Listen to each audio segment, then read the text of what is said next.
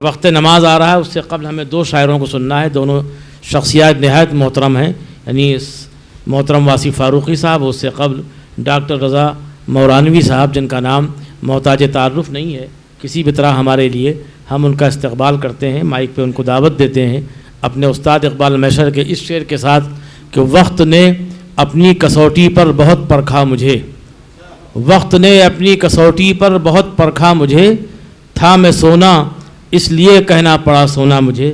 کھڑے سونے کے روپ میں ڈاکٹر رضا مورانوی صاحب آپ کے روبرو. ایک مطلع اور ایک شعر سماعت فرمائیں. رضوان بھائی سنیے گا. جی عطا فرمائیں. عرض کیا ہے کہ لوگ ہنستے ہیں میری بے سر و سامانی پر، لوگ ہنستے ہیں میری بے سر و سامانی پر، لوگ ہنستے ہیں میری بے سر و سامانی پر، جانے کیا لکھ دیا تقدیر نے پیشانی پر. واہ واہ واہ واہ، کیا اچھا مطلع ہے، بہت عمدہ، بہت خوب، واہ واہ واہ واہ، کیا کہنے. لوگ ہنستے ہیں میری بے سر و سامانی پر، واہ، جانے کیا لکھ دیا تقدیر نے پیشانی پر، اور اپنے خوش رنگ لباسوں سے بہلنے والے، اپنے خوش رنگ لباسوں سے بہلنے والے، اپنے خوش رنگ لباسوں سے بہلنے والے، ایک نظر ڈال ذرا روح کی اریانی پر. واہ واہ واہ واہ واہ، کیا کہنے. ایک نظر ڈال ذرا روح کی اریانی پر، ایک نظر ڈال ذرا روح کی اریانی پر. واہ. اور اپنے خوش رنگ لباسوں سے بہلنے والے، ایک نظر ڈال ذرا روح کی اریانی پر. واہ.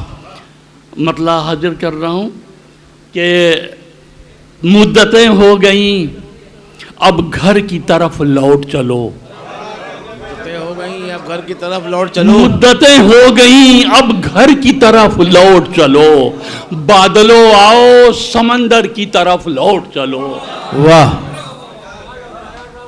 پورا توحیدی مسئلہ میں نے حل کر دیا اور مطلع آپ کو سنا دیا. بہرحال جیسا بھی آپ سنیں حاضر کرتا ہوں کہ مدتیں ہو گئیں، یہ پورا قرآن مجید کی آیت کا ترجمہ بھی ہے. انا للہ و انا الیہ راجعون.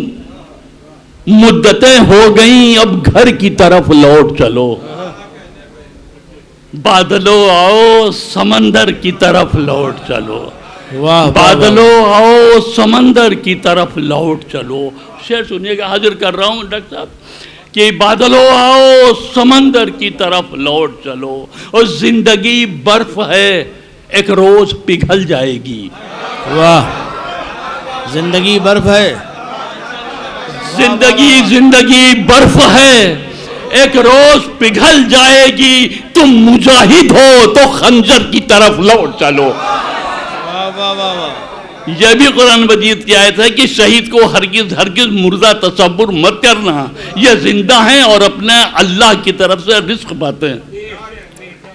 کیا کہنے کہ تم مجاہد ہو تو خنجر کی طرف لوٹ چلو، اور دے چکے خون کے صحرا میں سمندر کو شکست. سنو بیٹا، کہ دے چکے خون کے صحرا میں سمندر کو شکست، دے چکے خون کے صحرا میں سمندر کو شکست، تسن کاموں چلو کوثر کی طرف لوٹ چلو.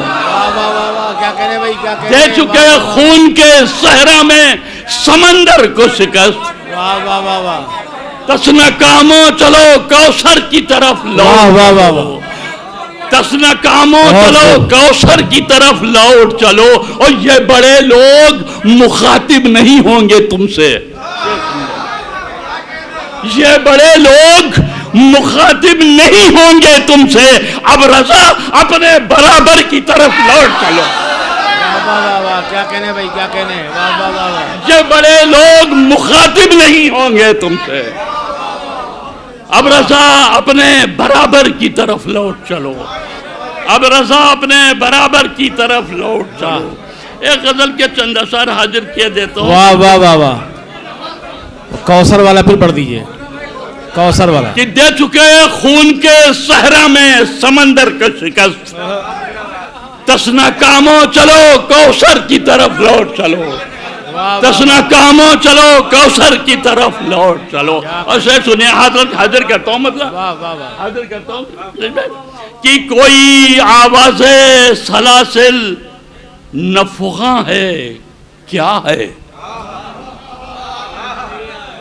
کوئی آواز سلاسل نفخاں ہے کیا ہے، اب کے زندان میں سب امن و امان ہے کیا ہے، اب کے زندان میں سب امن و امان ہے کیا ہے. اور شعر سنیے گا کہ ظاہراً زخم بدن بھی نہیں دکھتا ہے کوئی، ظاہراً زخم بدن بھی نہیں دکھتا ہے کوئی، آتش غم ہے کہ آنکھوں میں دھواں ہے کیا ہے، آتش غم ہے کہ آنکھوں میں دھواں ہے کیا ہے، اور میرے سینے میں تیری یاد کے روشن ہے علاؤ، میرے سینے میں تیری یاد کے روشن ہے علاؤ، یا میرے خون میں کوئی برق تپاں ہے کیا ہے، یا میرے خون میں کوئی برق تپاں ہے کیا ہے، اور دیکھتا بھی ہے دکھائی بھی نہیں دیتا کبھی. دیکھتا بھی ہے دکھائی بھی نہیں دیتا کبھی، تو نگاہوں سے نہاں ہے کہ آیا ہے کیا ہے،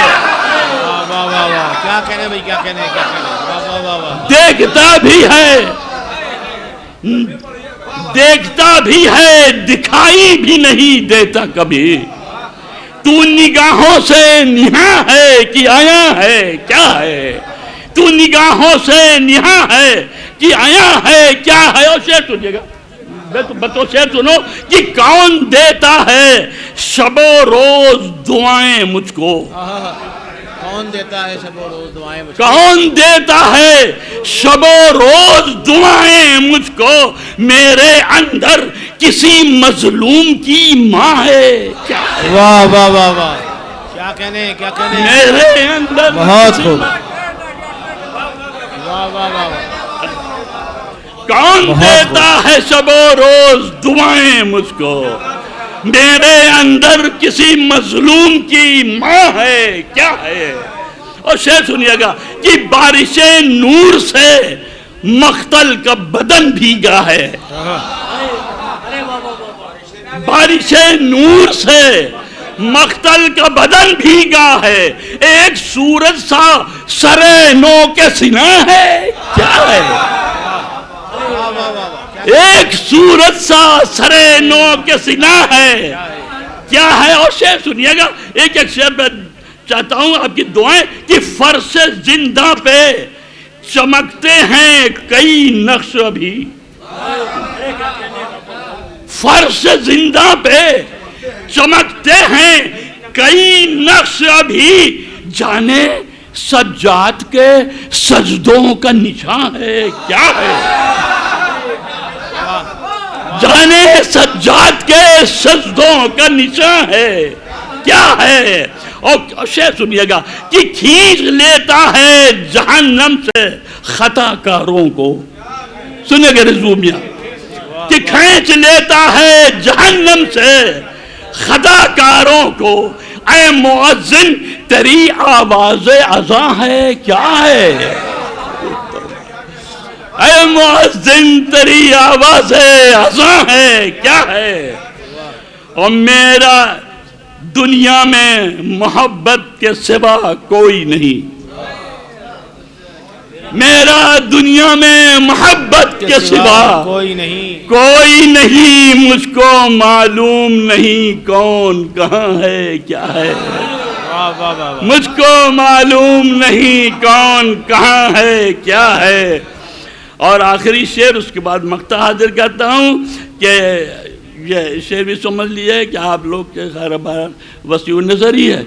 حاضر کرتا ہوں کہ پانی مانگا تو اسے تیر سے سیراب کیا،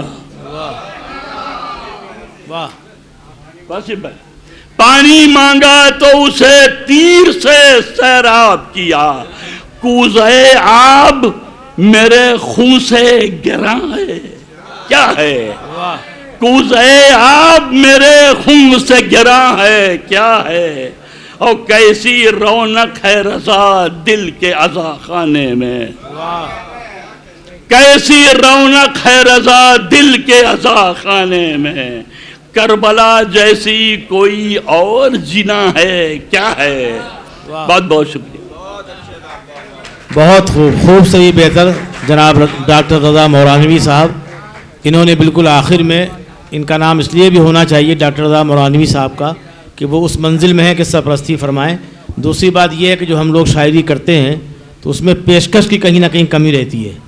شاعری کس طرح پیش کی جائے، جناب کیشو بہاری نور اپنے شاگردوں سے کہتے تھے کہ یار راتوں کو جاگ کے یا کبھی کبھی مہینوں میں کبھی ایک مصرع سلیقے کا ہوتا ہے اور اس کو اتنے آسانی سے آپ پروستے ہیں کہ لگتا ہے کہیں سے مانگ کے لائیں.